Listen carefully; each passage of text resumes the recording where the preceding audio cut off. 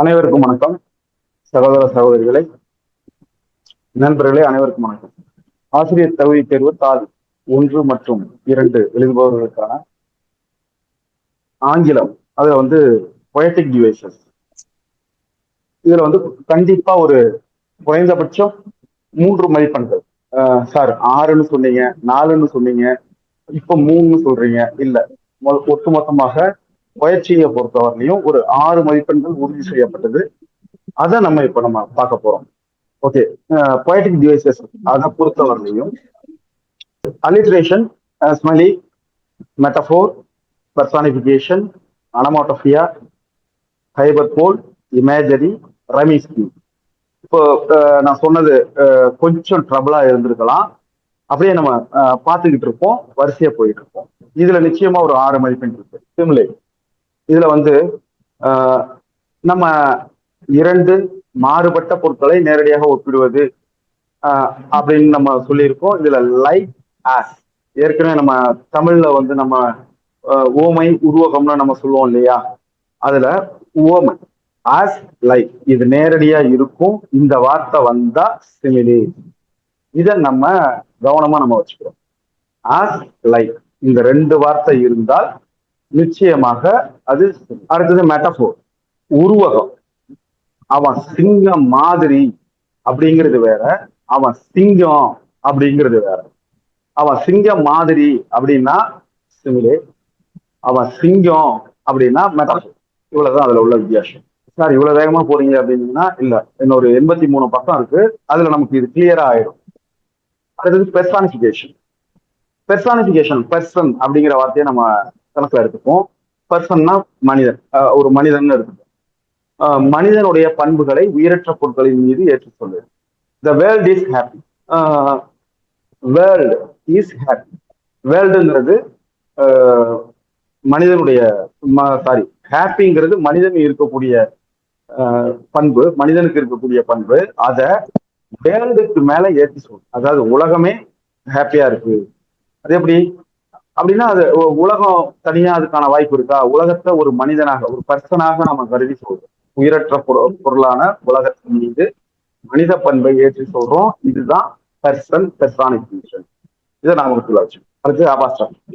இது வந்து நம்ம கூப்பிடுறது, ஓ மனிதர்களே அப்படின்னு சொல்றது மாதிரி இல்லாம, ஓ சக்கரங்களே, ஓ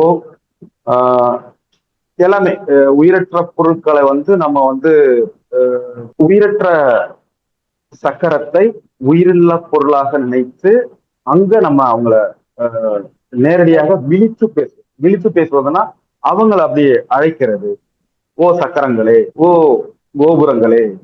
அதே போல நம்ம ஏற்கனவே நம்ம ஒரு 20 வருஷத்துக்கு முன்னாடி கவிதை எழுதுபவர்களுக்கெல்லாம் தெரியும். இதே போல இந்த ஓ போட்டு நிறைய கவிதை வரும். இதான் அவஸ்தம். ஓகே. தென் ஆக்சிமான், முரண், எதிர் சொற்கள் அடுத்தடுத்து வருவது, உண்மையான பொய், அமைதியான இறைச்சல். இது போல ஆக்சிமாரங்கிறது முரண் சொற்கள். இதை நம்ம கவனமா வச்சுப்போம். இது வந்து பொயட்ரியில வரும்போது நமக்கே தெரியாது இது எங்க இருக்கு அப்படிங்கிறதே நமக்கு தெரியாது. ஆனா நம்ம கவனமா எடுத்துக்கணும். ட்ரூ லைஃப், உண்மையான புரிதல். அதே போல அனாமேட்டிக் வேர்ட்ஸ். இப்போ இதுல இந்த அனாமேட்டிக் வேர்ட்ஸ்ல என்னன்னா, ஹிஸ்ஸிங், ஹிஸ், ஒரு பொருட்கள் எழுப்பக்கூடிய ஒளியை அப்படியே சொல்றது. இப்ப பாம்பு வந்து சீருது அப்படின்னா ஹிஸ் ஹிஸ் அப்படின்னு சொல்லுவோம் இல்லையா, அது போல அந்த பூம், வெடிக்குது, அப்போ பூம் சவுண்ட் வருது. அப்போ இதெல்லாம் வந்து அனாமேட்டிக் வேர்ட்ஸ். இதுல இன்னொன்னு, இத அனாமேட்டிக்னு தான் சொல்லணும். ஓ சவுண்ட் வரவே கூடாது. ஏன்னா ஆங்கிலத்துல ஓ உச்சரிப்பு கிடையவே கிடையாது. இதை நம்ம நினைவுல வச்சோம். ஆங்கிலத்தில் ஓ உச்சரிப்பு கிடையவே கிடையாது. அனாமேட்டிக். ஓகே. அடுத்தது அலிட்ரேஷன். அலிட்ரேஷன்னா மோனை எப்படி சொல்றது, முதல் எழுத்து ஒன்றி வருவது. நார்மலா அலிட்ரேஷனுக்கு ஒரு உதாரணமா நான் எப்படி ஞாபகம் வச்சுப்பேன்னா, அவாய்ட் அலிட்ரேஷன் ஆல்வேஸ் அப்படின்னா, எப்போதுமே அந்த அலிட்ரேஷனை தவிர்க்கணும், அடுத்தடுத்து அந்த சவுண்ட் வர்றதை தவிர்க்கணும் அப்படிங்கிற மாதிரி. அது வந்து ஒரு முரணான வார்த்தை தான். இது ஆக்சுவலா ஒரு ஆக்சிமாரம் தான். அலிட்ரேஷன் அப்படின்னா முதல் எழுத்து ஒன்றி வருவது. இது வந்து ஒரே வரியில இருக்கும். நினைவில் கொள்வோம், ஒரே வரியில இருக்கும் அலிட்ரேஷன். அடுத்தது அசோனன்ஸ். இதை வந்து நம்ம உயிரொலி பொருத்தம் அப்படின்னு சொல்லலாம். இப்போ மேல உள்ள அலிட்ரேஷன் வந்து மெய்யெழுத்து ஒழிவு அப்படின்னு நம்ம ஞாபகம் வச்சுக்கோம். கான்சனன்ட் சவுண்டு வந்தா அது அலிட்ரேஷன், அதே உயிரெழுத்து ஒளி வந்தா அதை நம்ம அசோனன்ஸ் அப்படின்னு ஞாபகம். அடுத்தது ஆனபோரா. ஒரே ஒரு சொல் அல்லது சொற்றொடர், ஒரு சொல் அல்லது சொற்றொடர் அடுத்தடுத்த வரியில தொடர்ந்து வருது. முக்கியமானது. கண்டிப்பா ஒவ்வொரு ஆசிரியர் தகுதி தேர்வுலையும் மார்க் உள்ள ஒரு விஷயம் என்னன்னா இந்த ரைமிங் ஸ்கீம். இதுல என்ன விஷயம்னா, ஒரு 4 வரி கொடுத்துருவாங்க. இந்த இருக்கு இல்லையா, 4 வரி கொடுத்துருவாங்க. இந்த 4 வரிக்கான ரைமிங் ஸ்கீம் கேட்பாங்க. மேபி இந்த வேர்ல்டுன்னு ஆரம்பிக்கிற அந்த சென்டர்ல இருக்கக்கூடிய பகுதியை கவனிங்க. ஏற்கனவே நம்ம சொல்லியிருக்கோம் ரைமிங் ஸ்கீம், கொஞ்சம் ட்ரை பண்ணுங்க. ஒரு ஸ்டான்ஸா, பொயட்ரியை பொறுத்தவரையிலையும் அது ஸ்டான்ஸான்னு நம்ம கவனத்துல வச்சுக்கோம். ஸ்டான்ஸாவில் ஒரு 4 வரி அல்லது 5 வரி அப்படிதான் கொடுப்பாங்க. அதுல ரைமிங் ஸ்கீம்னு வந்தாலே நம்ம பார்க்க வேண்டியது கடைசி வார்த்தை, அதனுடைய கடைசி உச்சரி. நமக்கு தெரியும் முதல் எழுத்து ஒன்றி வருவது மோனை. தமிழை பொறுத்தவரை முதல் எழுத்து ஒன்றி வந்தா அது வந்து மோனை தொடை அப்படின்னு சொல்லுவோம். இரண்டாம் எழுத்து ஒன்றி வந்தால் அது எதுகை தொடை அப்படின்னு சொல்லுவோம். கடைசி எழுத்து ஒன்றி வருவது இயைபு தொடை. இப்போ நம்ம பார்க்க போறது ஆங்கிலத்துல ரைமிங் ஸ்கீம்ங்கிறது இயைபு தொடை. இதை நாம ஞாபகம். கடைசி வார்த்தையினுடைய கடைசி உச்சரிப்பு என்ன? அப்போ ஒரு ஸ்டான்ஸா கொடுத்துருக்காங்க. அந்த கடைசி வார்த்தையை மட்டும் ஒவ்வொரு ஸ்டான்ஸாவிலையும் அந்த ஒவ்வொரு வரியிலையும் அண்டர்லைன் பண்றோம். அதாவது இனிஷியல் ஸ்டேஜ்ல சொல்லலாம். நம்ம நார்மலா கொஞ்சம் ப்ராக்டிஸ்ல அநேகமா இந்த வகுப்பு முடிக்கும் போதே நீங்க ரைமிங் ஸ்கீம்ல பார்த்தோன்னே சொல்ற அளவுக்கு வந்துருவீங்கன்னு நான் உறுதியா நம்புறேன். ஒரு வரியோட கடைசி வார்த்தை, அதுல வரியினுடைய கடைசி வார்த்தையினுடைய கடைசி உச்சரிப்பு, இதை நம்ம கவனத்துல எடுத்துக்கோம். இப்ப வரி என்ன? Okay, the world in bloom and splendor passes by. Okay, இதுல கடைசி வார்த்தை பை. இதுல கடைசி ஓசை ஐ சவுண்ட் வந்து நம்ம வந்து டிப்சாங்ஸ் சொல்லுவோம். ஐ சவுண்ட் வந்து பை. இத அண்டர்லைன் பண்ணிக்கிறோம். இதுதான் முதல் வரி, முதல் இறுதி வார்த்தை. முதல் வரியினுடைய இறுதி வார்த்தை இதுக்கு ஏன்னு கொடுத்துக்கிறோம். இது மாண்டேட்டரி. முதல் வரியினுடைய இறுதி வார்த்தை ஏ. அடுத்த இரண்டாம் வரியினுடைய இறுதி வார்த்தையை பார்க்கிறோம், கிளீன்னு வந்திருக்கு. அதாவது முதல் வரியின் இறுதி வார்த்தையான பைக்கு எந்த வகையிலையும் சம்பந்தம் இல்லாத ஒரு ஓசை உடையதாக இருக்கு. சோ அது ஏ இல்லை. முதல் வரியினுடைய இறுதி வார்த்தையினுடைய இறுதி ஓசைப்படி அது ஏன்னு போட்டுட்டோம். இரண்டாம் வரியினுடைய இறுதி வார்த்தையினுடைய ஓசை அதன்படி பார்த்தா இது முதல் வரியினுடைய வார்த்தையோட ஒத்தே போகல. எனவே அது தீன்னு போட்டுட்டோம். இது தி. இப்ப மூணாவது வரியினுடைய கடைசி வார்த்தையை பார்க்கிறோம், அதனுடைய கடைசி ஓசையை பார்க்கிறோம், ட்ரீம்னு வந்து. ட்ரீம் எதோட ஒத்து போகுது? முதல் வரி பை ஐ சவுண்ட் வந்துருக்கு, அதோட ஒத்து போகல. அந்த பைக்கு வந்து என்ன கொடுத்தோம்? ஏ கொடுத்தோம். அந்த ஏயோட அது ஒத்து போகல. இரண்டாவது வரியினுடைய கடைசி வார்த்தையான கிளீம் அதோட ஒத்து போகுதா? ஒத்து போகுது. இரண்டாவது வரியினுடைய கடைசி வார்த்தைக்கு என்ன கொடுத்தோம்? பி கொடுத்தோம். அப்போ ட்ரீமுக்கும் அதே பிஏ கொடுத்தோம்.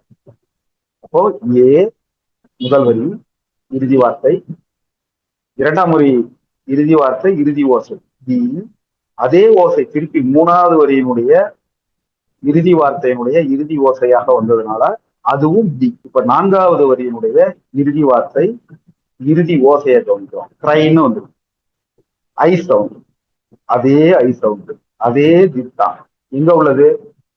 வரியில கடைசி வார்த்தையில கடைசி ஓசை. அப்போ இப்போ இதுக்கு நம்ம என்ன கொடுக்கறது? அதே வரியினுடைய கடைசி வார்த்தைக்கு என்ன உச்சரிப்பு கொடுத்துருந்தோம்? ஓசை கொடுத்துருந்தோம், ஏ கொடுத்துருந்தோம். அதே ஏ திருப்பி கொடுத்துருவோம். இப்ப பாருங்க, ஏ அநேகமா முதல் வரி, இரண்டாம் வரி, மூன்றாம் வரி, நான்காம் வரி விசிபிளா இருக்கும்னு நினைக்கிறேன். முதல் வரியினுடைய கடைசி வார்த்தை பை. இதுக்கு ஆப்ஷனா நம்ம மாண்டேட்டரியா ஏ. நமக்கு நிச்சயமா இது ஒரு கேள்வியா வரும். முதல் வரியினுடைய இறுதி வார்த்தையினுடைய இறுதி ஓசைக்கு ஏன்னு கொடுக்குறோம். இரண்டாவது வார்த்தை அதோட பொருந்தி போக்கல தீன்னு கொடுப்போம். மூணாவது வரியினுடைய இறுதி வார்த்தையினுடைய இறுதி ஓசை அது கரெக்டா பி அப்படின்னு நம்ம குறிப்பிட்டதோட பொருந்தி போச்சு, அதையே பின்னு கொடுத்துட்டோம். நான்காவது வரி அது மீண்டும் அந்த பழைய ஏயோடைய பொருந்தி போயிடுச்சு, அதனால அதுக்கு ஏ உச்சரிப்பு. ஓகேவா? அப்ப ரைமிங் ஸ்கீம் என்ன? அப்பான்னு படிச்சிடாதீங்க, ஏ பி பி ஏ. ஓகேவா? ஏ பி பி ஏ. 6ஆம் வகுப்பு முதல் பருவம் புறக்கடை போயம் அநேகமா நம்ம முடிச்சிட்டோம்னு நினைக்கிறேன். முடிச்ச மாதிரி ஏதாவது ஞாபகம் இருக்கா யாருக்காவது? இருந்தா சந்தோஷம், இல்லைனாலும் பரவாயில்ல, இந்த போயத்தை திருப்பி பார்த்துடலாம். லெவிஸ் கேரல் எழுதினது புறக்கடைலுக்கு கேரல். இதை ஞாபகம் வச்சுக்கீங்கன்னு ஒரு கீவேர்டு சொல்லியிருந்தேன். இதுல என்னென்ன வருது அப்படின்னு பாத்தீங்கன்னா, பர்சானிபிகேஷன் வருது, இமேஜரி வருது, ஹைப்பர் போல் வருது, அனபோரா வருது. இதெல்லாம் என்னங்கிறத இப்போ நம்ம பார்ப்போம். இப்போ திருப்பி இந்த போயத்தை பார்க்க போறீங்க, அநேகமா விசிபிளா இருக்கும்னு நினைக்கிறேன். ஒரு முறை ட்ரை பண்ணுங்க. அந்த ஃபர்ஸ்ட் ஸ்டான்ஸா உன்னுடைய ரைமிங் ஸ்கீம் என்னவா இருக்கும்? டை டை நை கை. பார்த்தா உச்சரிப்பு ஒரே மாதிரி இருக்கும், ஆனா வேற. டை புறக்கடை டெய். முதது டை புறக்கடை ஐ ஐ சவுண்ட். இது டை ஏய் சவுண்ட். ட்ரைனிங்லயே வச்சிருக்கீங்க ஏபி ஏபின்னு, அது ரொம்ப ஈஸியா இருக்கு அப்படின்னு சொல்றீங்க. சிடி சிடி அப்படின்னு கொடுத்துருக்காங்க செகண்ட் ஸ்டான்ஸாவுக்கு. அப்படியெல்லாம் வராது. நமக்கு கொடுக்க போறது ஒரே பாராகிராஃப், ஒரு ஸ்டான்ஸா தான் கொடுப்பாங்க. ஒண்ணு இந்த மேல உள்ள ஒண்ணு கொடுப்பாங்க, அப்படி இல்லையா ரெண்டாவது ஸ்டான்ஸாவை கொடுப்பாங்க. ரெண்டாவது ஸ்டான்ஸா கொடுத்தா முதல் வரியே என்னவா இருக்கும்? How cheerfully he sees to bring, how neatly expressed his loss, and welcome little physician with gently smiling jaws. இவ்வளவுதான் இருக்கு. அப்போ நம்ம கிரின்னுக்கு என்ன கொடுப்போம்? கிரில் கடைசி வார்த்தை, கிரின்னுக்கு ஏ கொடுப்போம். கிளாஸ் அது அதோட பொருந்தி போகல பி கொடுப்போம். திருப்பி இன் அது பொருந்தி போகுது, திருப்பி ஏ கொடுப்போம். கிரின்னோட சவுண்டோட இன் பொருந்தி போகுது, ஏ கொடுப்போம். அப்போ ஏ பி ஏ. ஜாஸ் இது கிளாஸோட பொருந்தி போகுது, அதே இது கொடுப்போம், ஏபி ஏபி. ஓகேவா? இது ரைமிங். அடுத்தது இந்த இதுல வந்து நம்ம போய்டிங் டிவைசஸ்ல என்னென்ன விஷயங்கள் இருக்கு கொடுத்துருக்காங்க அப்படிங்கிறத பார்க்கணும். ஹவ் 5வது வரியை கவனிங்க. How cheerfully he seems to grin. How cheerfully he seems to grin. ஒரு முதலைய பத்தி பேசிக்கிட்டோம். முதலைய ஒரு மனிதனாக கருதுகிறோம். அவன் கிரின் நம்ம ஏற்கனவே சொல்லிருக்கோம், பல்லிழிப்பது அப்படிங்கிறது தான் அவனுடைய கிரின். புன்னகைப்பது வேற, கொஞ்சம் பல்ல காட்டுறது வேற.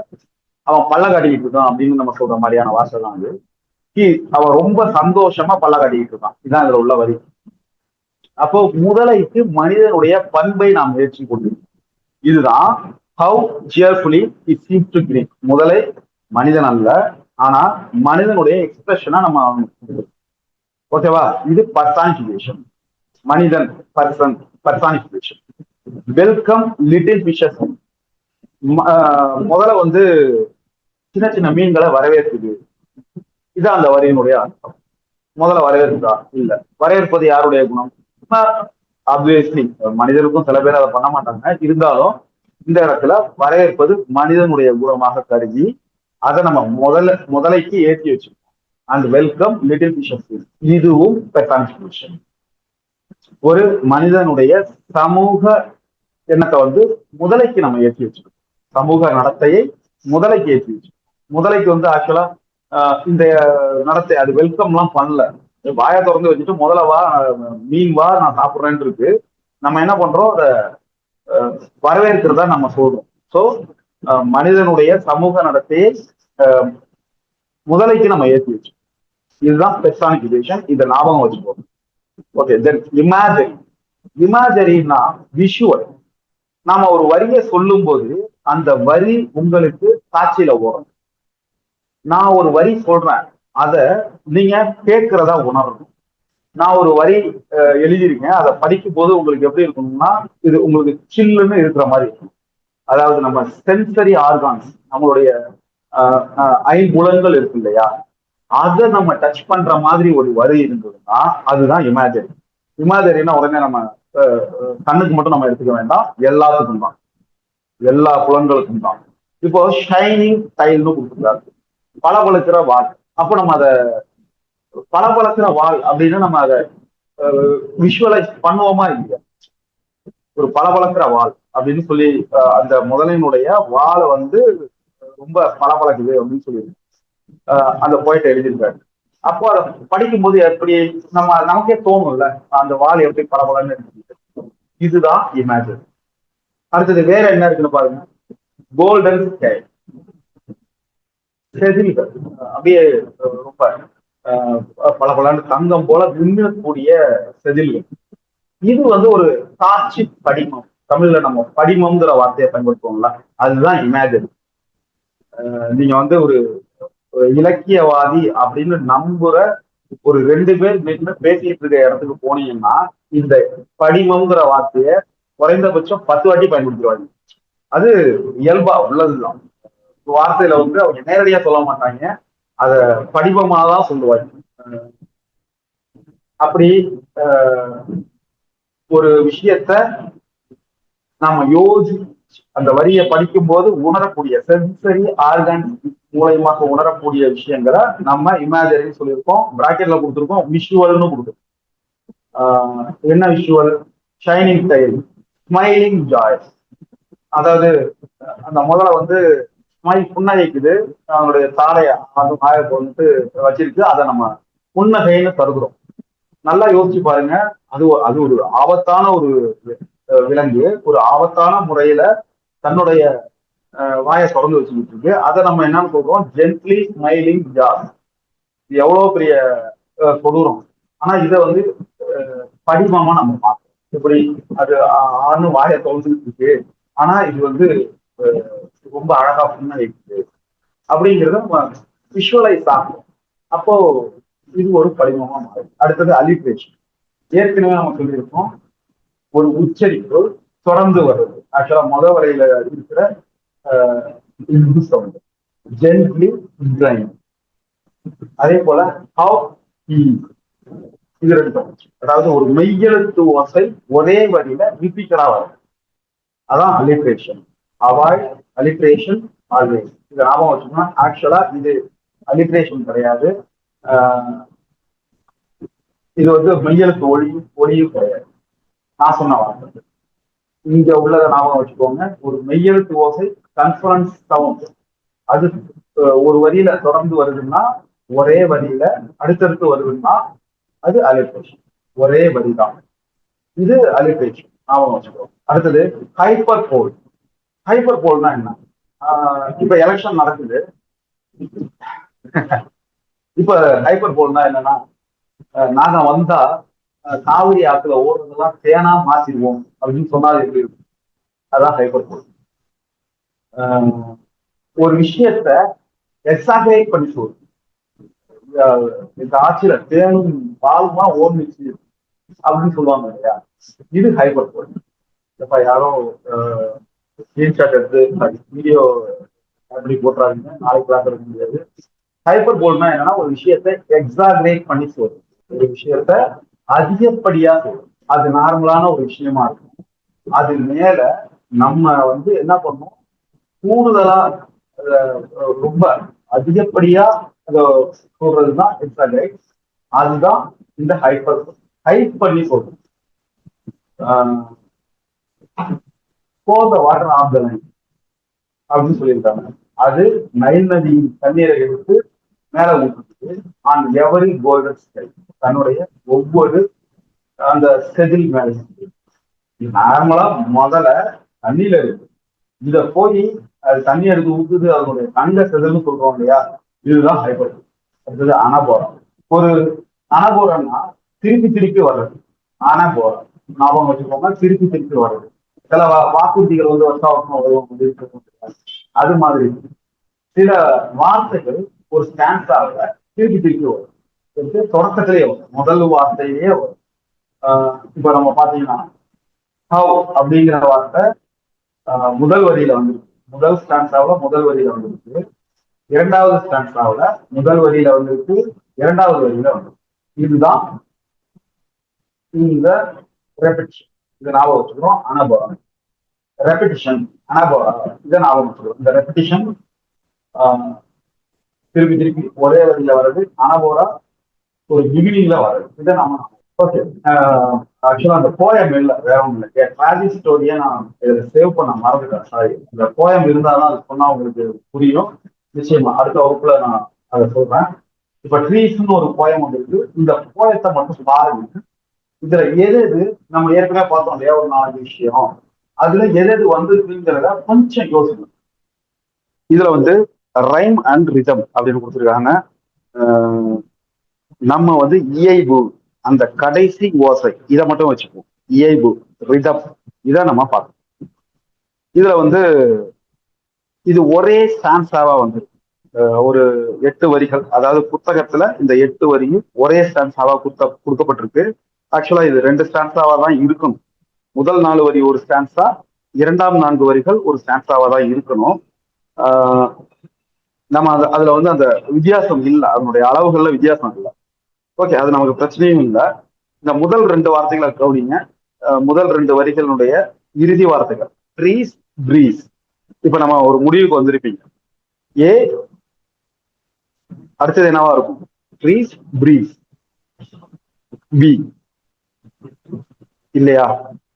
ட்ரீஸ் ஏ, பிரீஸ் அதுவும் ஏ தான். அடுத்தது 3வது வரியினுடைய இறுதி வார்த்தையை கவனிக்கிறோம், டால். அப்போ இது அந்த அந்த ஓசையில முடியுது. ட்ரீஸ், பிரீஸ், ஏ ஏ, டால். இது சம்பந்தம் இல்லாது. அப்போ பி கொடுக்கிறோம். அடுத்தது 4வது வரியினுடைய இறுதி வார்த்தை ஸ்மால். அந்த டாலோட ஒத்து போகுது, அந்த ஓசையோட ஒத்து போகுது. டாலுக்கு என்ன கொடுக்கும்? பி. அதே பிஏ கொடுக்கும். ஓகேவா? இப்போ இந்த அடுத்த 4 வரிகள் தனின்னு இருக்கு. ஆக்சுவலா இதுல வந்து A A B B C C B பின்னு கொடுத்துருக்காங்க. இல்ல, இது வந்து ஷேர் பிளே. ஏன்னா 8 வரி ஒரு ஸ்டான்ஸாவா இருக்க வாய்ப்பு இல்லை. இந்த பேட்டர்ன் ஏஏபிபி பேட்டர்ன்ல 8 வரி ஒரே ஸ்டான்ஸாக இருக்க வாய்ப்பு இல்லை. இதை நம்ம கவுண்டர் வச்சுக்கோம். அப்போ 4 வரி கொண்ட ஸ்டான்ஸாவா தான் இருக்க முடியும். இப்போ நம்ம ஷேர் பிளை, ஷேர் பிளை, உட், குட் என்னவா இருக்கும்? Obviously A A B B. Sir இது ஓகே, ஒன்னா கொடுத்துருக்காங்க. இந்த 8 வரையும் கொடுத்துருக்காங்க. நான் என்ன எழுதுறது? ஓகே, ஏற்கனவே மோட்டோ G5 5G சொன்ன மாதிரி ஏ ஏ பிபி சிசி பிடி ஒரே ஸ்டான்ஸா வரிசையா கொடுத்தாங்கன்னா ஏஏ பிபி சிசி டிடி இதுல மாற்றம். ஆனால் இந்த பேட்டர்ன்ல ஆங்கிலத்துல வராதுங்கிறத நம்ம கவனத்துல வச்சோம். ஓகே, அடுத்தது சிமிலே. இதுல என்ன கொடுத்துருக்காங்க? ஒப்பிடுவது. ஒரு வரி that leaves bus are bus. நம்ம ஏற்கனவே சொல்லியிருக்கோம் சிமிலேயை பொறுத்தவரையிலையும் ஆஸ் லைக் வந்தா வேற எதையுமே யோசிக்க வேண்டாம். இந்த சிமிலே இதை நம்ம யோசிப்போம். இந்த சிமிலேங்கிறதுலயே எஸ் இருக்கு, எல் இருக்கு. இந்த சவுண்ட ஞாபகம் வச்சுக்கோம். சிமிலே இதுல ஸ்டார்டிங் சவுண்ட் எஸ், ஆஸ் அப்படி ஞாபகம் வச்சுக்கோங்க. கடைசி சவுண்ட் லே, லே, லைக் இப்படி ஞாபகம் வச்சுக்கோங்க. இது ஓமை. ஒப்பிடுவது, அத அஸ் ஷார்ப், அஸ் ஷார்ப் இது ரெண்டும் சாரி அஸ் லைக் இது ரெண்டும் வந்தா அது ஸ்மைலே. இத ஞாபகம் வச்சு. அடுத்தது இமேஜரி. இதுல உருவகம் கொடுத்துருக்காங்க இல்ல, இது படிமம். இமேஜரிங்கிறது படிமம். ஒரு காட்சிய நம்ம மனசுக்குள்ள நினைச்சு பார்க்கிறோம். The people viewers in the breeze. ஆக்சுவலா அரச மரம் காத்துல அசையுது, அதை போய் நடுங்குதுன்னு நம்ம சொல்ல முடியுமா? அப்போ நம்ம கண் எதுக்க அது இந்த மரம் வந்து அசைறது, அது நடுங்குற மாதிரி இருக்குன்னு நம்ம அதை நம்ம காட்சிப்படுத்தும். அப்போ அது இமேஜின். அடுத்தது ஸ்ட்ரைட் அண்ட் டால். சாரி, இப்படி எல்லாம் போனீங்கன்னா நாடு தாங்காதுங்கிற மாதிரி இருக்கும். ஸ்ட்ரைட் அண்ட் டால் அது வந்து உயரமா இருக்கு, ஒரே நேரா இருக்கு. இதுதான் ஒரு காட்சியில நம்ம உருவகிக்கிறது. Okay, personification. நம்ம பெர்சன்னா தெரியும், உயிரற்ற அல்லது மனிதர் அல்லாத ஒன்றுக்கு மனித பண்புகளை கொடுக்கணும். ஏன் உயிரற்றன்னு சொல்லிட்டு திருப்பி மனிதர் அல்லாத, என்ன புறக்கடைகளுக்கு நம்ம கொடுத்துருக்கோம். புறக்கடை உயிர் உள்ளது, ஆனா மனிதன் இல்லை. ஸோ மனிதன் அல்லாத அதற்கு அப்படி ஒதுக்கும். மனிதன் அல்லாத மற்ற அனைத்துக்கும் கொடுக்கறது பர்சானிபிகேஷன். இது 9:10 வேற ஒரு கேடர்ல வரும். அதை நம்ம அந்த வகுப்பு பார்க்கும்போது பார்த்துக்கோம். அது கொஞ்சம் டீப்பா இருக்கும். இப்போ பீப்பிள் பியூர், இதை நம்ம யோசிச்சோம். அரச மரம் நடுங்கும்னு சொல்ல முடியுமா? அரச மரம் நடுங்குமா? அது மனிதன் தான் பயத்துல நடுங்குவான், குளிர்ல நடுங்குவான். ஆனால் அரச மரம் நடுங்குது அப்படின்னு சொல்றோம். பீப்புள் பியூர்ஸ் அப்படின்னு சொல்லி அந்த போயத்துல இருக்கு.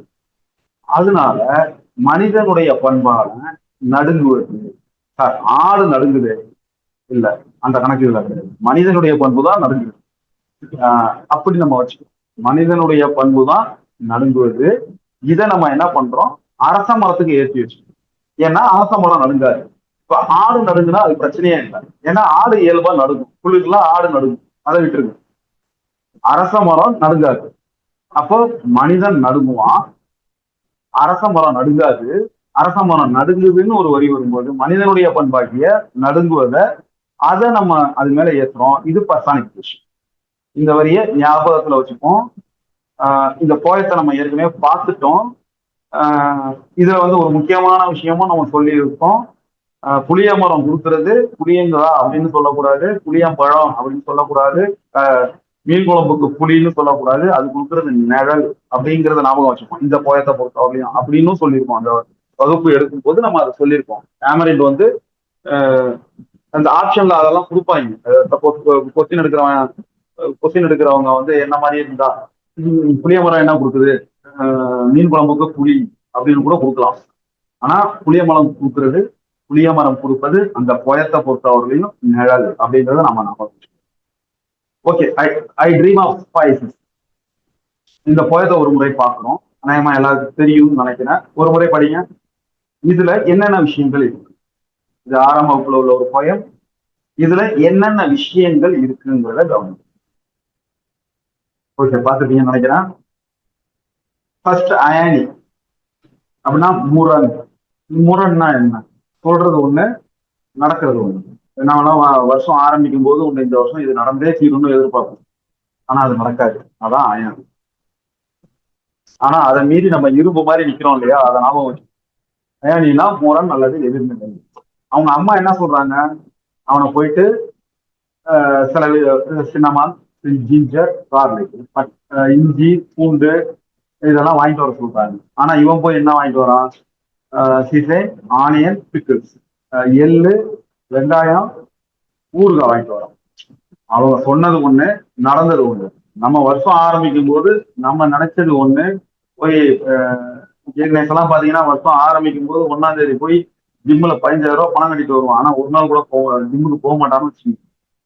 அதேதான் நானும் 2வது ஆள் நானும் வச்சுக்கோங்க. இது அயன். ஆரம்பிக்கும் போது நம்ம ஒரு மனநிலையில இருப்போம், இதை நம்ம ஸ்ட்ராங்கா பண்ணணும் அப்படின்ட்டு. ஆனா நடக்கிறது அதுக்கு எதிராக இருக்கும். இதுதான் அயன். ஒரு விஷயம் நம்ம எதிர்பார்க்கிறோம் அல்லது ஃபர்ஸ்ட் ஸ்டாண்ட்ல சொல்றாங்க, அதுக்கு நேர் எதிரா இன்னொரு விஷயம் நடக்கும். இது அயன். இதை நாம வச்சுக்கோம். அடுத்தது லிஸ்டிங். இது எனுமரேஷன். இது நமக்கு வராது. ஆக்சுவலா இது பொயட்டிக் டிவைசஸ்ல நமக்கு 8ஆம் வகுப்பு வரை இது கிடையாது. இது அதுல வராது. அதை ஞாபகத்துல வச்சுக்கிறோம். அடுத்தது ஆனமோட்டோபியர் அப்படின்னா ஒரு ஓசை. அதுல அவுச்னு ஒரு சவுண்ட் இருக்கு. அவுச் அப்படின்னா என்ன? காதை திருகுறாங்க. அப்ப அந்த வலியில ஒரு சத்தம் வருது. ஆக்சுவலா இது ஒரு ஆங்கிலத்துல உள்ள பொருள் தரக்கூடிய வார்த்தை கிடையாது. பதிலாக ஓசைய அப்படியே ஒரு வார்த்தையா நம்ம சொல்றோம். ஒரு ஓசைய ஆர்ச் அப்படின்னு ஓசைய நம்ம சொல்றோம். இப்போ பூம்னு சொல்றோம் இல்லையா, ஹிஸ், பாம்பு படம் இருக்கிறத ஹிஸ் அப்படின்னு சொல்றோம், வெடிக்கிறத பூம்னு சொல்றோம். இது போல ஒரு ஓசை நயத்தை குறிப்பிடக்கூடிய அல்லது ஒளி குறிப்பிடக்கூடிய சொல் தான் அவுட். அந்த வார்த்தை வந்திருக்கு. இது ஆனா போட்ட பியா ஞாபகம் வச்சுக்கோ. அடுத்தது இமேஜரி, படிமம். என்னது? Singing already. அந்த பையன் வந்து அந்த அவங்க அம்மா ஒரு லிஸ்ட் கொடுக்குறாங்க, இவன் அப்படியே பாடிக்கிட்டே போறான். சிங்கிங் ஆல்ரெடி பாடிக்கிட்டே போய் அவங்க வாங்க சொன்ன எல்லாத்தையும் மறந்துட்டு இவன் வேற ஒரு லிஸ்ட சொல்லி திருப்பி வாங்கிட்டு வரான். ரேட்டில் ஆஃப் லிஸ்ட் கிடுக்கிட்டு பட்டியல் இருப்பான். இப்ப இந்த வரியை படிக்கும் பொழுது இவன் பாடிக்கிட்டே போறது நம்ம மனசுல வரும். சிங்கிங் ஆல்ரெடி அந்த சின்ன பையன் பாடிக்கிட்டே போறது நம்ம மனசுல வரும். ரேட்டில் ஆஃப் லிஸ்ட் அவன் மலமலன்னு பட்டியல் போடுறது நம்ம கண்ணுக்கு முன்னாடி வரும். மத கிஸ்மயர் நம்ம கால திருவிழா அது நமக்கு தெரியும். அந்த வரியை படிக்கும் போது நம்மளால உணர முடியும். இதுதான் இமேஜரி, காட்சி படிமம். இமேஜரினா படிமம். இதை ஞாபகம் வச்சு. அடுத்தது கலோக்கியல் அப்படின்னு நம்ம சொல்லியிருக்கோம் இல்லையா? கலோக்கியலாவும் பேசி தப்பாங்க அப்படின்னு சொல்றது. கலோக்கியல் அப்படிங்கிற ஒரு வார்த்தை, இது பேச்சு வழக்கு. இந்த அவுட், ரேட்டில் ஆஃப் இதெல்லாம் வந்து கவிதை தன்மையான வார்த்தைகள் அல்ல. ஆக்சுவலா இது ஒரு கவிதையே இல்லை, இது கதை மாதிரி தான் இருக்கும். இந்த கவிதையும் நம்ம ஏமாற்றி இருக்காங்க. இது ஒரு கதை தான். இதுல இந்த அவுட், ரேட்டில் ஆஃப் இந்த மாதிரி வார்த்தைகள் என்னன்னா கலோக்கியலா இருக்கும். இதை நம்ம ஞாபகம் வச்சுக்கணும். ஆக்சுவலா அது கவிதை இல்லை, கதை தான் அப்படின்னு சொன்னது இல்லை. அதுவும் ஒரு இலக்கிய முறைதான். அது நம்ம பின்னாடி வரும். ஆக்சுவலா இது ஒரு கவிதை, அதை நம்பும். இந்த கலோக்கியல் அப்படிங்கிறது நம்ம தமிழ், ஆமா கலோக்கியல் வந்து தமிழ் வார்த்தையா நம்ம மாத்திட்டோம். அதை ஞாபகத்தில் வச்சுக்கோம். கலோக்கியலா பேசலாம் அப்படிங்கிறது தமிழ் வார்த்தையா நம்ம மாத்திட்டோம். அப்போ கலோக்கியலா பேசுறது அப்படிங்கிற விஷயம்க்கு இது நம்ம ஆர்கியத்துக்குள்ள வராது. இந்த கதை சொல்லும் முறை நேரேட்டிவ் பேசும். இது வந்து நேரேட்டிவ் போயும் ஒரு அந்த ஃபர்ஸ்ட் பர்சன் அப்படிங்கிற தன்மையில சொல்றது. அடுத்த டீம் ஒர்க்னு ஒரு பயன் கொடுத்துருக்காங்க. வழக்கம் போல இது பண்ணி இந்த முதல் 4 வரி தனியா கொடுத்ததுனால அது 4 தனி வரியாக வெளியே படிச்சுப்பாங்க. அடுத்தது ரைம்ஸ். இதுல ஏபி ஏபி சிபிசி ஆக்சுவலா 8 வரி தொடர்ந்து இருந்தாதான் அது 4 வரியா தான் நமக்கு நிச்சயமா 4 வரி மட்டும்தான் கொடுப்பாங்க. அதிகபட்சம் போனா 5 வரி. இது ஆபத்து வருஷம் நமக்கு தேர்வுல கொடுக்க போறது 4 வரி, அதிகபட்சமா 5. ரொம்ப அசாத்தியமான சூழ்நிலையில 6 வரலாம். ஆனா அதுக்கெல்லாம் வாய்ப்பு இல்லை, 4 தான் கொடுப்பாங்க. அப்ப அந்த முதல் 4 வரியை பாருங்க. Skill star thrill are, skill star thrill are. இப்போ நம்ம கொஞ்சம் ஸ்பீடா போயிடும். Skill star A B thrill are, A B. அப்போ ஏபி அவ்வளவுதான் விஷயம். Blaze team, great team, A B A B. Great fan, mad A B A B. Dull green, one, B, AB, AB. So இந்த point ஃபுல்லாவே ஏபி ஏபிங்கிற மாதிரி தான் இருக்கு. ஞாபகத்தில் வச்சுக்கணும். அடுத்தது உருவம். இந்த கேம் பிளே. இப்போ இந்த டீம் வந்து நம்ம போயத்தை நம்ம படிச்சாதான் இதனுடைய அர்த்தம் புரியும். இது ஒரு முறை இதுல உள்ள விஷயம் நம்ம எடுக்க முடியும். ஒரு டீம் எப்படி இருக்க முடியும்? டீம் ஒர்க்னா என்ன? நாம எல்லாம் சேர்ந்து ஒன்றாக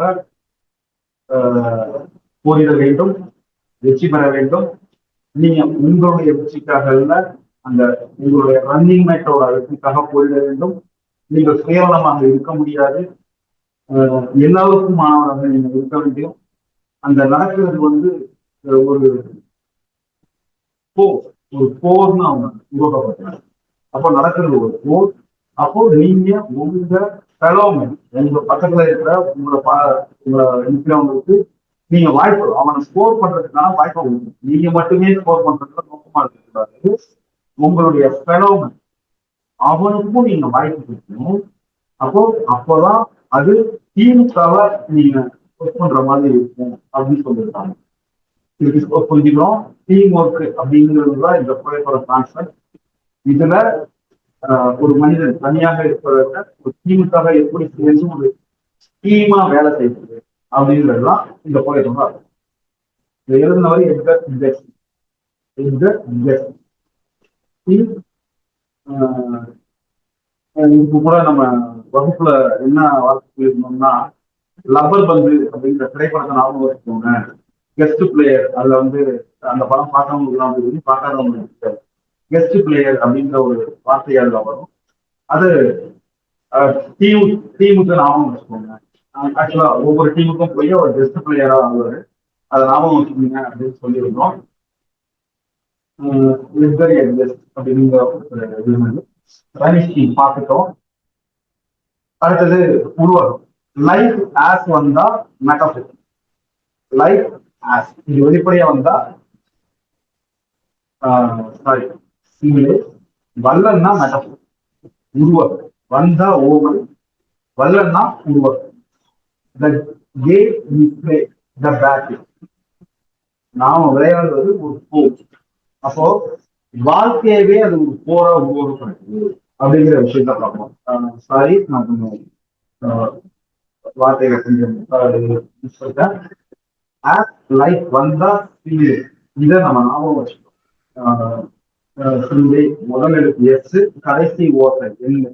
ஆஸ் லைஃப் வந்தா வல்லன்னா, ஆனா அதே கான்செப்ட் தான். அவன் சிங்கம் போலன்னு சொன்னா சிங்கிலே, அவன் சிங்கம்னு சொன்னா மெட்டாஃபர். இது ஞாபகம் வச்சுக்கோ. அப்போ நம்முடைய வாழ்க்கை போரை போன்றது அப்படின்னு சொன்னா சிங்கிலே, நம்ம வாழ்க்கையே ஒரு போர் தான் அப்படின்னு சொன்னா அது மெட்டாஃபர். ஞாபகம் வச்சுக்கோ. அடுத்தது அலிகேஷன். முதல் எழுத்து ஒன்றி வருவது மோனை, இரண்டாம் எழுத்து ஒன்றி வருவது எதுகை, இறுதி எழுத்து ஒன்றி வருவது இயல்பு. அப்போ முதல் எழுத்து மோன், முதல் மோ, இதை ஞாபகம் வச்சுக்கிறோம். இங்கிலீஷ்ல எப்படி வரும்னா அலிட்ரேஷன். இப்போ நம்ம வந்து இந்த மெட்டாஃபோர் பார்த்துட்டோம். வாழ்க்கை ஒரு போரை போன்றது. Life is like battle field அப்படின்னு சொன்னோம்னா அது இந்த லைஃப் இஸ் பேட்டில் அப்படின்னு சொன்னோம்னா அது மெட்டாஃபோர். வாழ்க்கை ஒரு போர் அப்படின்னு சொன்னோம்னா அது மெட்டாஃபோர். இதை ஞாபகம் வச்சுக்கிறோம். இது ஒரு பெரிய விஷயமா இல்ல, பிராக்டிஸ்ல இது பழகிடும். அலிட்ரேஷன் நம்ம பார்த்துட்டோம். ஒரு வரியிலேயே அடுத்தடுத்து கன்சனன்ட் சவுண்ட் ரிப்பீட் ஆகும். இப்ப இந்த வரியை பாருங்க. சிங்கிள் பி ஒரு வரியில அடுத்தடுத்து ஒரு வரிங்கிறது இரண்டு வரி சேர்ந்தது இதுல ஒரு வரியா வரும். ஒரே வரியில அந்த முன்னாடியே அந்த ஓசை, மெய்யெழுத்து ஓசை ரிப்பீட் ஆகிறதான் அலிட்ரேஷன். அதை ஞாபகம் வச்சுக்கிறோம். திருப்பி அது வராது. ஆக்சுவலா இதுல அப்படி எதுவும் மேக்சிமம் வரல. அடுத்தது repetition. Set your mind and set your mood. இந்த செட்டுங்கிறது இங்கே ஒரு ரெண்டு இடத்துல வருது அப்படின்னா அது ஞாபகம் வச்சுக்கோம்.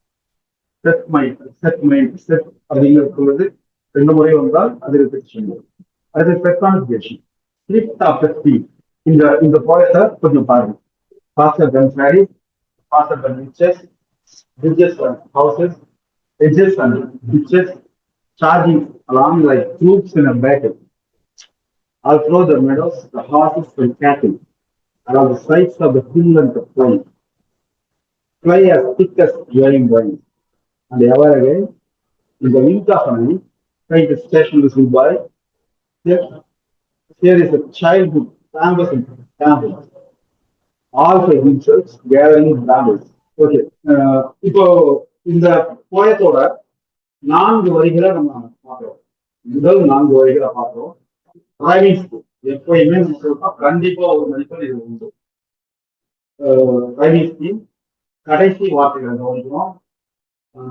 இப்போ உங்க மைண்ட்ல வந்திருக்குங்க இந்த ரைனிங் ஸ்கீம். முதல் 4 வரிகளை கவனிக்கிறோம். பேட்டில் பேட்டில் என்னவா இருக்க முடியும்? AABB. Flying right eye bud. AABB. Scrambles, brambles, gazers, daisies. AABB. Row, low, river, forever. River, forever. அப்போ ஏஏ பிபி. இந்த போயம் ஃபுல்லாவே ஏஏ பிபி அப்படிங்கிற அந்த இதுலதான் நாம வந்து இது ஒரு ட்ரெயினை பற்றிய கவிதை. இதை எழுதினவர் வந்து ராபர்ட் லூ ஸ்டீவன்சன். ஸ்டீவன்சன் இந்த நீராவி இதோட தொடர்பு நம்ம ஞாபகத்துல வச்சுக்கோம். இதுல வந்து ஓமு சிமிலு அப்படிங்கிறது எழுதுறவர். ஆஸ் லைக் எங்க வந்தாலும் அது செஞ்சு ஆஸ் லைக் எங்க அதை பாருங்க. ஒரு போயத்தை நம்ம பாக்குறோம், ஆஸ் இருக்கு லைக் இருக்குன்னா இல்ல சார் நாங்க என்ன கட்டுரையா எழுத போறோம், 4 வரி கொடுக்க போறாங்க, இதுல என்ன ஸ்கீம் இருக்குன்னு கேட்கறாங்க, இதுல என்ன பொய்டிக் யூஸ் இருக்க போகுது அப்படின்னு கேட்கறாங்க. அப்போ அதுல ஆசோ லைஃபோ வந்தா ஆஸ் வந்துருச்சு, எஸ்ல ஸ்டார்ட் ஆகுது, லைக் வந்துருச்சு, எல் மெய்யெழுத்து ஒளியில முடியுது. இது ஞாபகம். ஆஸ் லைக் வந்தா 2 வரி கொடுப்பாங்க அல்லது 4 வரி கொடுப்பாங்க, 4 வரியோட ரைமிங் ஸ்கீம் கேட்பாங்க, கண்டிப்பா கேட்பாங்க.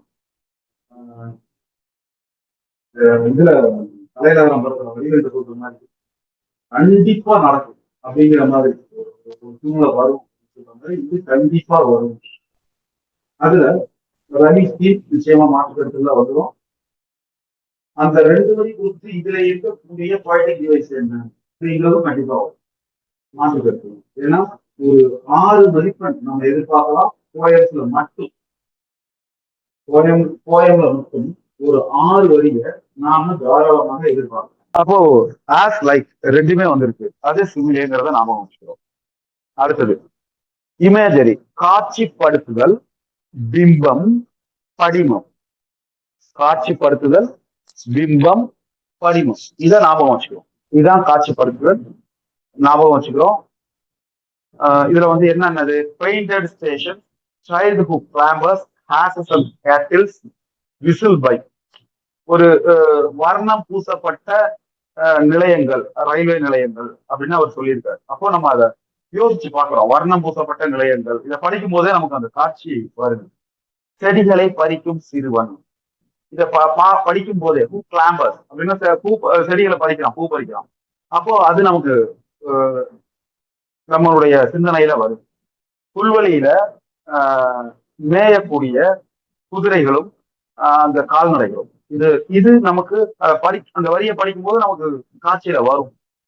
ஆக்சுவலா அந்த போயத்தை நம்ம லைக் பண்ணி படிச்சோம்னா வரும், வரணும், அதுதான் இமேஜரி. இதை நம்ம ஞாபகத்துல வச்சுக்கிறோம். அடுத்தது விஷுவல் இமேஜரிங்கிறது எது, இதெல்லாம் வர்ணம் பூசப்பட்ட நிலையங்கள் சொன்னோம்னா நம்ம நினைவுல கொண்டு வர்றது ஒருத்தன் பூ பறிக்கிற சிறுவன், அல்லது காய்கறிகள் பறிக்கிற சிறுவன், அல்லது மந்தைகள் குதிரைகள் மேயுது, இதெல்லாம் வந்து விஷுவல் இமேஜின். அந்த வரியை பார்த்தோன்னே அந்த ஒரு சீனரி நம்ம கண்ணில் வந்துடும், அதை நம்ம இமேஜின் பண்ணுவோம், அதான் இமேஜின். அடுத்தது விசில் பை. விசில் பை அப்படின்னா ஒரு ஓசை சார்ந்தது. ஒரு விசில் அடிக்கிறான், ட்ரெயின் வந்து ஒரு விசில் சவுண்ட் கொடுக்குது அப்படின்னா அது நமக்கு அந்த அந்த விசில் பை த ட்ரெயின் அப்படிங்கிறது அந்த ஓசை எப்படி இருக்குங்கிறத நம்ம ஆடிட்டரி இமேஜரியா கொண்டு வருவோம். ஆடிட்டரினா நம்ம கேட்கறது, நம்ம அதை நார்மலா இது காட்சி படிமம் அல்ல, நம்ம வந்து அந்த ஓசை படிமமா நம்ம அதை நம்மளே அதை யோசிப்போம். ஓகே. அடுத்து அலிட்ரேஷன். அலிட்ரேஷன்னா மோனை நயம். மோனை நம்னா முதல் ஓசை கான்சனன்ட், மெய்யெழுத்து ஓசை ஒன்றியது. Faster than ஸ்டைரி. இந்த போயத்தை பார்த்தீங்கன்னா ஃபாஸ்டர் தென் ஸ்டைரி, முதல் வரியில ஃபாஸ்டர் ஸ்டைரி, இது ரெண்டுமே அந்த ஒரே ஓசை. அடுத்தது வேற என்ன இருக்கு, ஹெச்எஸ் அண்ட் ஹவுசஸ். ஆமா, ஹவுசஸ் ஹெச்எஸ், இது ரெண்டுமே அந்த மெய்யெழுத்து ஓசை ஹா சவுண்ட்.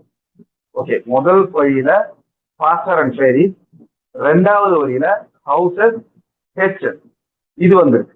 இது வந்து நம்ம வந்து மெய்யெழுத்து ஞாபகத்துல வச்சுக்குவோம். ஆங்கிலத்துல AEIOU, இது வவ்வல்னு சொல்லி கொடுத்துருப்பாங்க. ஆக்சுவலா அது வவ்வல் கிடையாது. AEIOU, ஒய் ஆஃப் ஓவல்னு சொல்லியிருப்பாங்க, அதுவும் ஆஃப் ஓவல் கிடையாது. ஆங்கிலத்தை பொறுத்தவரையிலையும் எழுத்துக்கு சவுண்டு கிடையாது, அது அந்த அந்த சூழலை பொறுத்தது. ஸோ ஆங்கிலத்தை பொறுத்தவரையிலையும் ஓசை என்பது வவ்வல் என்பது ஓசை சார்ந்தது. இந்த AEIOU முதல் எழுத்தா வந்தா நிச்சயமா ஓவல் சவுண்டா தான் இருக்கும், அதுல மாற்று கருத்து இல்லை. ஆனா இது மட்டுமே வவ்வல் இல்லை, அதை நம்ம ஞாபகத்துல வச்சுக்கோம். Vowel sound, consonant sound. ஆங்கிலம் தமிழை போன்றது அல்ல. தமிழ் வந்து ஒரு வார்த்தை இருக்கு, வண்டி அப்படின்னு இருக்கு. வா முதல் எழுத்து, இரண்டாம் எழுத்து இன், மூன்றாம் எழுத்து டி, வண்டின்னு படிச்சு. அப்போ இது பொனட்டிக் லாங்குவேஜ். ஆங்கிலம் பொனட்டிக் லாங்குவேஜ் கிடையாது. ஆங்கிலம் பொனட்டிக் லாங்குவேஜ் கிடையாது. அது அன்பொனட்டிக் அல்லது பொனீமிக் அல்லது ஆல்பபெட்டிக்கல் லாங்குவேஜ். அதை நாம ஞாபகத்துல வச்சோம். அப்போ அங்க உள்ள எழுத்துக்களுக்கு மரியாதையே கிடையாது, ஓசைக்கு தான் மரியாதை. ஓகே, அடுத்தது இடியம் அண்ட் மெட்டாஃபோர், மரபு தொடர். இந்த விங்க் ஆஃப் அன் ஐ, நம்ம கண்ணிமைக்கும் நேரம் அப்படின்னு சொல்லுவோம். அந்த ஒரு சொடக்கு மேல சொடக்கு போடுறது அப்படின்லாம் சொல்லுவாங்க இல்லையா, இதெல்லாம் மரபு தொடர். விங்க் ஆஃப் அன் ஐ, கண்ணிமைக்கும் நேரம், இதெல்லாம் வந்து ஒரு மரபு தொடர். அப்போ இதை ஞாபகத்துல வச்சுக்கணும். அடுத்தது இந்தியன் சீசன். இப்படி ஒரு போயம் இருக்கு, நம்ம ஏற்கனவே பார்த்துட்டோம். 6ஆம் வகுப்பு வரலையும் நம்ம முடிச்சிட்டோம். Summer comes in a blaze of heat, sun is mild and dusty heat. Summer comes in a blaze of heat, with the sun is mild and dusty heat. யாராவது ஒருத்தர். Okay, ABCB. Summer comes in a blaze of heat, with the sun is mild and dusty heat. Then இது நம்ம poem பார்த்தோம்னு நினைக்கிறேன், அதனால இதை நான் விளக்குறேன். Then season change in a muddy road, mangoes and mangoes, leaf, grass and toes. தவளைகள், தேரைகள், இதெல்லாம் நம்ம ஞாபகம் இருக்கும்னு நினைக்கிறேன். வகுப்புல கலந்துகிட்டவங்களுக்கு ஞாபகம் இருக்கும். அநேகமா 715, அன்னைக்கு ஒரு 1000 பேர் இருந்தீங்க. ஸோ அத்தனை பேரும் இங்கே வந்திருக்கீங்கன்னு நம்புறேன். விஜய் ஒரு ஸ்கிரீன்ஷாட் பண்ணிடுவாங்க. அடுத்தது autumn in English, autumn is Indian, autumn is English, autumn is Indian. இந்த 4 விஷயத்து, இந்த 2 வரிகளுக்கு இடையான வித்தியாசம் தான் இந்த போயம்.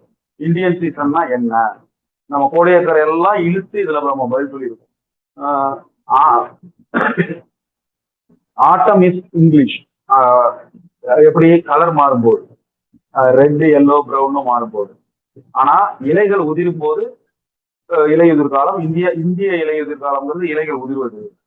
ஆங்கில இலையுதிர் காலம்ங்கிறது அதனுடைய நிறம் மாறுவது, அது சிகப்பா மாறும், மஞ்சளா மாறும், அப்புறம் பழுப்பா மாறும். அப்படிங்கிறது தான் இந்த போயத்தோடைய அர்த்தம். இதுல உள்ள ஸ்கீம் அஸ்யூஷுவல் நீங்க சொன்ன மாதிரி ABCD தான் அந்த இயைபு rhyming scheme.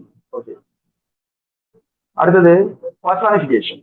Summer comes with sunny smile. கோடை வருது, புன்னகையோட வருது. கோடை காலம் வந்து மனிதனா இல்லை, அப்போ அதுக்கு மனித தன்மையை ஏற்றும். ஒரு மனிதன் போல கோடை காலம் வந்து ஒரு புன்னகையோட வருதுன்னு போகும். புன்னகைப்பதுங்கிறது மனிதனுடைய பண்பு. இது பர்சானிஃபிகேஷன். அடுத்தது autumn is English, autumn is Indian. அப்போ அதுக்கு ஒரு ஐடென்டிட்டி கொடுக்கும், அதுக்கு ஒரு மனித பண்பு கொடுக்கும். அப்போ அது ஒரு பர்சானிஃபிகேஷன். மெட்டாஃபோர். இதுல blaze of heat, blaze of heat அந்த 2ஆம் வரியில இருக்கும். பிளேஸ் ஆஃப் ஹீட், பிளேஸ்னா என்ன, ஒரு கதிர், ஆமா, வெப்பத்தினுடைய அந்த கதிர்னு சொல்லுவோம் இல்லையா, அது மாதிரி உள்ளது. அது வந்து பிளேஸ் ஆஃப் ஹீட் அப்படின்னு சொல்லுவோம். ஜுவாலை, ஜுவாலை அப்படின்னு சொல்றோம். அதாவது நெருப்பு ஜுவாலை மாதிரி இருக்கு. எது, சம்மர். இப்போ நெருப்பு ஜுவாலை அப்படின்னு சொல்றோம். ஜுவாலை போலன்னு நம்ம சொல்லல. சம்மர் ஒரு நெருப்பு ஜுவாலையாக வருகிறது அப்படின்னு சொல்றோம். இதே நெருப்பு ஜுவாலை போல வருகிறதுன்னு சொல்லியிருந்தா அது சிமிலேவா மாறி இருக்கும். பட் இங்க அது நெருப்பு ஜுவாலையாக வருகிறது அப்படின்னு சொல்றோம். அதனால அது மெட்டாஃபோர், அதை ஞாபகத்துல வச்சுக்கோ. அதே போல spring is short and sweet. அப்போ அதுவும் வந்து ஆக்சுவலி மெட்டாஃபோர் தான், அதாவது இது. அடுத்து டஸ்டி ஃபீட், கால்கள் வந்து தூசி படிஞ்சிருக்குது. எப்போ கோடை காலத்துல நம்முடைய கால்கள் வந்து அந்த புழுதி படிந்து இருக்கு அப்படின்னு சொல்றோம். ஏன்னா கோடை காலத்துல அந்த புழுதி கால்கள்ல படியும், அதனால டஸ்டி ஃபீட்னு சொல்றோம். அதே போல மழை காலத்துல மட்டி ரோட், சகதியான சாலைகள் அப்படின்னு சொல்றோம். அதே போல ரெட் எல்லோ பிரவுன் லீவ், இதை சொல்லும் போதே நான் உங்களுக்கு அந்த வரியை படிக்கும் போதே ஆக்சுவலா நான் யோசிக்கலாம் இல்லை, இதை படிக்கும் போதுதான் எனக்கு அந்த கோடிக்கரை மரம் ஞாபகம் வந்துச்சு. ஸோ அது ஒரு விஷுவல் இமேஜரி. அப்போ நான் நேரடியா அங்க கனெக்ட் ஆகுறேன் அப்படிங்கிற விஷயத்த நம்ம யோசிச்சிட்டோம். நீங்களும் கனெக்ட் ஆகுது. டஸ்டி ஃபீட்னு சொல்லும் போது தூசி படித்த கால்கள் அப்படின்னா நமக்கு ஒரு மனசுக்குள்ள ஒரு ஐடியா வரும் இல்லையா, அதுதான் விஷுவல் இமேஜரி. மட்டி ரோடு, சகதியான சாலைகள். மழை காலத்துல சாலைகள் எப்படி இருக்கும்? மட்டி ரோடு. அப்போ இது ஒரு இமேஜரி, படிமம், காட்சி படிமம் அப்படிங்கிறத நம்ம ஆரம்பிச்சோம். அடுத்தது ஆல்ஃபாக்டரி இமேஜரி, ஸ்மெல், நுகர்வு, நுகர்வு படிமம். Smell is smell the grass. நீங்க வந்து அந்த வசந்த காலத்துல வந்து அந்த புற்களையினுடைய வாசனைய ஸ்மெல் பண்ணுங்க அப்படின்னு சொல்லும்போது, இத படிக்கும்போது ஆக்சுவலா இது கொஞ்சம் அதீதம் தான். ஸ்மெல் த கிராஸ் தான் நம்ம டக்குன்னு அந்த வாசனை எல்லாம் யோசிக்க மாட்டோம் தான், பட் யோசிக்கணும். அதான் இங்கிலீஷ் பிடிக்கு ஒரு வாழ்க்கை, அதுக்குதான் ஒரு மார்க் கொடுத்துருக்காங்க. இதை ஞாபகத்தை வச்சுக்கோங்க. ஸ்மெல் த கிராஸ் அப்படின்னா ஃபேக்டரி மாதிரி, இதை ஞாபகத்தை வச்சுக்கோங்க. மான்சூன் அண்ட் மேங்கோ, எம் ஒரே வரியில ரிப்பீட் ஆகுது. எம் மையெழுத்து ஓசை ஒரே வரியில ரிப்பீட் ஆகுது. Short and sweet, S sound ஒரே வரியில ரிப்பீட் ஆகுது. அப்போ இது அலிட்ரேஷன். அடுத்தது கான்ட்ராஸ்ட், இது வந்து ஒரு இதுவரையிலையும் வராத ஒரு ஃபைட்டிங் கேம். முரண், highlighting the difference between two things. Autumn is English, autumn is Indian, ரெண்டும் வேற வேற அப்படின்னு சொல்லி ஒரே பாராவில் சொல்லுங்க. இதுதான் கான்ட்ராஸ்ட் அப்படின்னு சொல்றோம். முரண் ஞாபகத்தில் வச்சு. அடுத்தது டிராஜிக் ஸ்டோரின்னு ஒரு போயம். டிராஜிக் ஸ்டோரி இப்போ நம்ம இதை பார்க்கிறோம். Yo, oh, mo, thing, case, place, base, thing, form, form, round, thing, in, pin, pin, thing, pot, out, shout, thing, black, take, black, thing. Okay, இதோட ரமி ஸ்கீம் சொல்லுங்க. Super. A A A B, அவ்வளவுதான். Super super super. அப்போ இந்த running ஸ்கீம்ல நம்ம clear ஆயிட்டோம். மற்ற விஷயங்களையே clear ஆயிடும். அதுல அந்த மாற்று தத்துவம்ல ஆகாம நம்ம விட போறது இல்லை. முடிக்கும் போது நம்ம ஆங்கிலத்துல ஒரு புலவரா நம்ம உங்களை ஆக்காம நான் விடுறது இல்லைங்கிற முடிவுல இருக்கேன். ரெப்படிஷன், ரெப்படிஷன் அப்படின்னா திருப்பி திருப்பி வர்றது. திரும்ப திரும்ப பேசுற நீ, திரும்ப திரும்ப பேசுற நீன்னு சொல்லுவாங்கல்ல, இதுதான் ரெப்படிஷன். ஒரு வரி திருப்பி திருப்பி வரும். ஒரு வார்த்தை அதே போயத்துல அடுத்தடுத்த வரிகள்ல திருப்பி திருப்பி வரும். உதாரணத்துக்கு இங்க பிஹைண்ட் அப்படிங்கிறது இங்க இருக்கு, இங்க இருக்கு, சாரி இதுல ஒரு முறை இருக்கு, இங்க இதுல ஒரு முறை இருக்கு, இதுல ஒரு முறை இருக்கு. இதுக்கு பேர் ரிப்படிஷன். ரெப்படிஷன்னா திருப்பி திருப்பி வர்றது. இதுக்கு இன்னொரு ஆல்டர்னேட் ரெஃப்ரைன், அடுக்கு. இதையும் நம்ம ஞாபகம் வச்சுக்கோம். ரெப்படிஷன்னா நமக்கு தெரியும், ரிப்பீட் பண்றது, இயல்பான வார்த்தை. எவரி ஃபோர்த் லைன்ல இந்த வரி வருது. ஸோ இது ரெப்படிஷன், ஞாபகம் வச்சு. எதுக்கு இந்த ரெப்படிஷன் வருதுன்னா அந்த விஷயத்த எம்பசைஸ் பண்றது, ஒரு விஷயத்த அழுத்தி சொல்றதுக்கு, ஒரு பெரிதுபடுத்தி காட்டுறதுக்கு, அதுக்குதான் அந்த ரெப்படிஷன் இருக்குங்கிறத புரிஞ்சுக்கிறோம். அடுத்தது ஹைப்பர் போல், தமிழ்ல உயர்வு நவிர்ச்சி அணி, எக்ஸாகரேட் பண்றது, ஒரு விஷயத்த ஓவரா சொல்றது. இப்போ இந்த அந்த ஸ்டேஜ் வந்து அவருக்கு ஒரு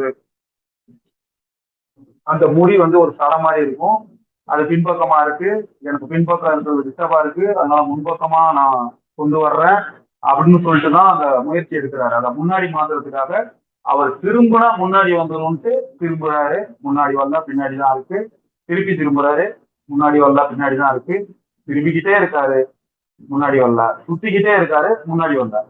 இதுதான் இந்த போயம்.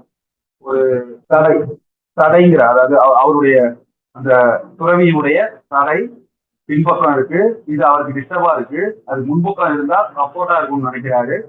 ஸோ நம்ம திரும்பினா முன்னாடி வந்துரும்னு நினைக்கிறாரு, அதனால திரும்புறாரு, வல்ல சுத்துறாரு, சுத்திக்கிட்டே இருக்காரு. அப்போ ஒரு நாள் முழுக்க சுத்துறாங்கிறது எவ்வளவு பெரிய ஓவர், ஓவரா போடுறது, அதுதான் ஹைப்பர் போல். இந்த ஞாபகம் வச்சுக்கிறோம், ஓவரா போடுறது ஹைப்பர் போல். அடுத்தது அலிட்ரேஷன், முதல் எழுத்து ஒன்றி வருவது, பிஸ்டல் ஃபில் அண்ட் டேக். அப்போ அந்த டீங்கிற மெய்யெழுத்து ஓசை ரிப்பீட் ஆகும். கியூரியஸ் கே, அப்போ அந்த சவுண்டு ரிப்பீட் ஆகும். பெர்சானிஃபிகேஷன், உருவகப்படுத்துதல்னு இல்ல, மனிதனுக்கு உருவகப்படுத்துதல், மனிதனுடைய தன்மையை உருவகப்படுத்துதல். அந்த சடைக்கு வந்து அந்த ஒரு லாயல்ட்டியை கொடுக்குறாங்க. ஆக்சுவலா மனித தலைமுடி வந்து முயலின் முதுகுக்கு ஃபெய்த்ஃபுல்லா இருக்குன்னு சொல்றது, தலைமுடிக்கு அந்த பண்பு இருக்குமா? இருக்காது. ஆக்சுவலா அது ஓகே, நம்ம அதுக்குள்ள போக வேண்டாம். அந்த சடைக்கு அந்த ஃபெய்த்ஃபுல்ங்கிற ஒரு கான்செப்டை கொடுக்கறது தான் பெர்சானிஃபிகேஷன். அடுத்தது அயனி, முரண். சார், அயனிக்கு நீங்க ஏற்கனவே ஒரு வார்த்தையை சொன்னீங்க, போன பயத்துல இன்னொன்று சொன்னீங்களே, கான்ட்ராஸ்ட்னு சொன்னீங்களே. இங்க வந்து அயனி, அயான், இந்த வார்த்தை சொல்றீங்க, இது என்ன வித்தியாசப்படுது? ஒன்னும் விஷயம் இல்ல, ரெண்டுமே கிட்டத்தட்ட ஒண்ணுதான். அது டெட் எண்ட்ல நிக்கிறது கான்ட்ராஸ்ட், டோட்டலா டெட் எண்ட்ல நின்னா அது கான்ட்ராஸ்ட். அயன் அயன் அப்படிங்கிறது ஒரு நகைமுரணாக கூட இருக்கலாம். எப்படி சொல்றது, ஜஸ்ட் ஒரு சின்ன வித்தியாசம் கூட இருந்தா கூட அது அயனில வந்துடும். ஆனா டோட்டலா டிஃப்ரெண்டா இருந்தா அது கான்ட்ராஸ்ட்ல வந்துடும். கான்ட்ராஸ்டும் அயனி தான் ஞாபகத்தில். ஓகே, ஒரு இந்த போயத்துல என்ன அயனி? ஏன்னா இதுல சேஜ்னு ஒரு வார்த்தை சொல்லியிருக்கோம். சேஜ் அப்படின்னா ஒரு துறவி. துறவி எப்படி முட்டாள்தனமா இருக்க முடியும்? வாய்ப்பே இல்லை. ஆனால் இவரை நார்மலா சமீப காலத்துல வந்து சில படைப்பாளிகள் இந்த வேலையெல்லாம் பார்த்துட்டு இருக்காங்கன்னு அதுக்குள்ள நம்ம போக வேண்டாம். இப்படி ஒரு துறவியை முட்டாள்தனமாக காட்டுவது, ஒரு முனிவரை ஒரு முட்டாள்தனமாக காட்டுவது, இது ஒரு நகை முரண் அப்படிங்கிறது தான் இங்க உள்ள விஷயம். ஓகே, இப்ப 7வது போயத்துக்குள்ள போறோம். 7ஆம் வகுப்பு poem, 7th standard first poem. The computers followed grandma. முதல் வரி கொடுத்துருக்கோம் இல்லையா, அதுதான் தலைப்பே, அந்த போயத்துக்கு தலைப்பே அதுதான். இந்த போயம் வந்து நம்ம பார்க்கல, ஆக்சுவலா நம்ம 7th முடிக்கலங்கிறதுனால இது பார்க்கல. இப்போ இது ஸ்டார்ட் பண்ணோம்னா இந்த போயத்துக்கு நான் விளக்கம் சொல்லணும், தென் அதுக்கப்புறம் அதுல உள்ள ஃபைட்டிங் டிவைசஸ் பார்க்கணும். ஓகே, நம்ம இந்த 6ஆம் வகுப்போட நிப்பாட்டிப்போம், கொஞ்சம் மெதுவா போயிருப்போம். அடுத்த வகுப்புல 7, 8 பொயட்டிக் டிவைசஸ் மட்டும் பார்ப்போம். அதோட 7ஆம் வகுப்பு 8ஆம் வகுப்பு போயமும் பார்ப்போம். ஏன்னா நான் அந்த ஒரு 6 மார்க்குன்னு ஒரு தூண்டில் போட்டாங்க இல்லையா, ஒரு மெசேஜ், 6 மதிப்பெண் அப்படின்னு சொன்னதுல 3 அல்லது 4 மார்க் வந்து நிச்சயமா பொயட்டிக் டிவைசஸ், மிச்சம் 2 மதிப்பெண் வந்து இந்த போயத்துல கண்டிப்பா வரும். அதனாலதான் 6 மதிப்பெண் அப்படின்னு சொல்லியிருந்தோம். ஸோ அந்த 6 மதிப்பெண் நிச்சயமாக நாம அத்தனை பேரும் எடுக்கணும். அதுக்கு நான் உறுதி கொடுத்தேன், நம்ம அத்தனை பேரும் எடுக்கணும். அதுக்கு ஒரே ஒரு விஷயம், இந்த வகுப்பு நடக்கும் போது நீங்க வரணும். அது நான் முழுமையா நான் இந்த போயம் என்ன அப்படிங்கிறத சொல்லிடுறேன். இப்ப நான் 6வது போயத்துல சில பேர் இதுல வந்திருக்க மாட்டீங்க, அங்க நடத்தும் போது அது உங்களுக்கு அந்த விஷயம் தெரியாம கூட இருந்திருக்கலாம்.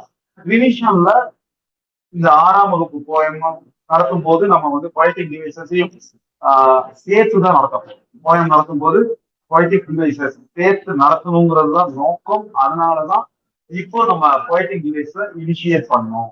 இப்ப இனி வரக்கூடிய அத்தனை வகுப்புகள்லையும் போயம் பார்க்க மாட்டோம்.